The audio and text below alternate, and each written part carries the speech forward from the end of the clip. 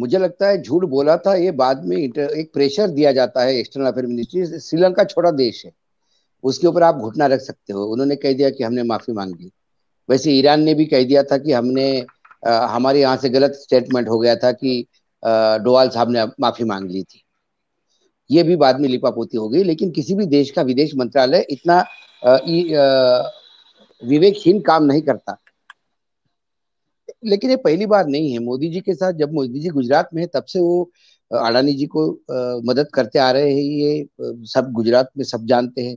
उसके बाद में रैफल्स में जो सेट ऑफ कंपनी चूज की गई थी वो अनिल अंबानी की थी, जिनको ना डिफेंस में ना एविएशन में कोई एक्सपीरियंस था।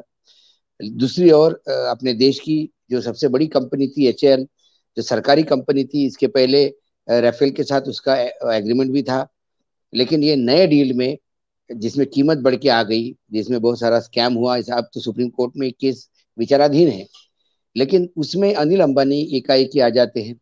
जो कंपनी बैंकरप्ट है, जो उस कंपनी का दिवालिया निकल रहा है, उस कंपनी को वो लोग टेक्निकली भी और फाइनेंशियली भी वायबल समझ के पैसा भी ट्रांसफर करते हैं।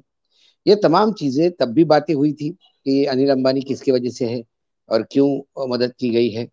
इसके पीछे कई कारण मतलब डिस्कस करने लायक, डिस्कस करने नहीं लायक, off the record, on the record, भ्रष्टाचार से लेकर व्यभिचार तक कई मामले हैं इसमें इन्वॉल्व बताए जाते हैं। चर्चाएं बहुत है, लेकिन उस चर्चा में जाने के बजाय यदि सरकार देश हित में कोई काम करे, यदि अनिल अंबानी को रेफर जाने से देश का हित होता हो, तो इसमें कोई बुरी बात नहीं है।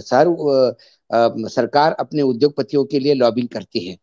खासकर अमेरिका में तो ये बहुत बड़ा ट्रेंड रहा है, चाहे पेप्सी को हो या कोका कोला हो। इन कंपनियों के लिए सरकार ने बाकायदा आउट ऑफ वे जाके काम किया है। या एविएशन की बड़े ऑर्डर्स हो, डिफेंस के बड़े ऑर्डर्स हो, तो जब भी अमेरिका के प्रेसिडेंट आते हैं कि एक उद्योगपतियों का डेलीगेशन लेके आते हैं, वो लगातार इस बात पे प्रेशराइज करते रहते हैं एक दूसरे को।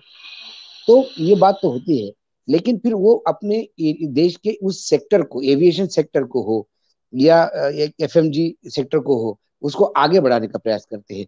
एक पर्टिकुलर उद्योगपति के लिए काम करना मतलब ये ऐसे कई कॉन्ट्रैक्ट्स आपको मिल जाएंगे अडानी ग्रुप में कि भारत ने किसी कंट्री को मदद की, और ये मदद हमेशा पैसे की आप जब अनाउंस होती है तो इतने $1 मिलियन की मदद होती है।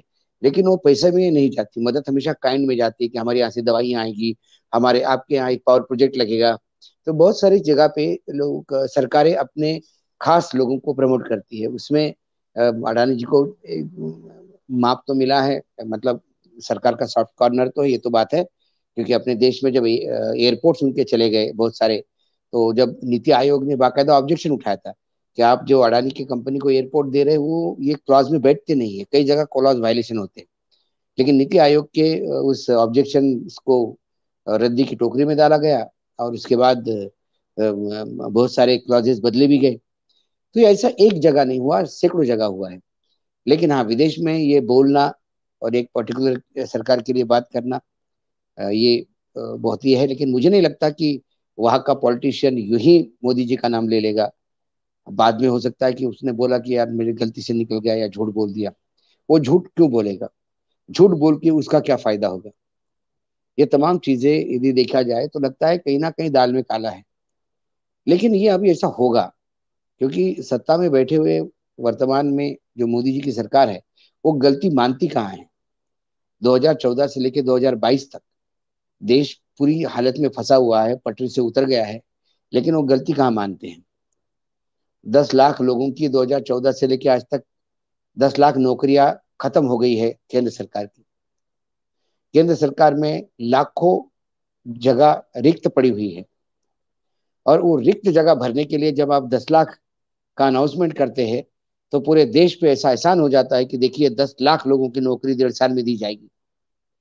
लेकिन ये पद रिक्त थे 2014 से, 2014 से 2024 तक 10 साल यदि प्रधानमंत्री को ये समझने में लगे कि मैं जहाँ काम कर रहा हूँ, जो सरकार मेरी है, यहाँ रिक्त पद भरने हैं और उसके लिए 10 साल लगते रहेंगे, तो मैकेंसी की रिपोर्ट है 2024 2030 तक हमारे देश में 9 करोड़ नए जॉब चाहिए, इतना बेरोजगार युवा होगा।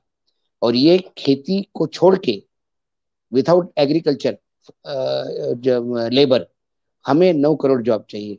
यदि 10 लाख जॉब के लिए 10 साल लगते हैं 2014 से 2024। और आप हमसे जुड़े रहने के लिए सब्सक्राइब करें YouTube पर, फॉलो करें ट्विटर पर और लाइक करें Facebook पर। और ज्यादा जानकारी के लिए आपको टाइप करना होगा सिर्फ न्यूज नशा।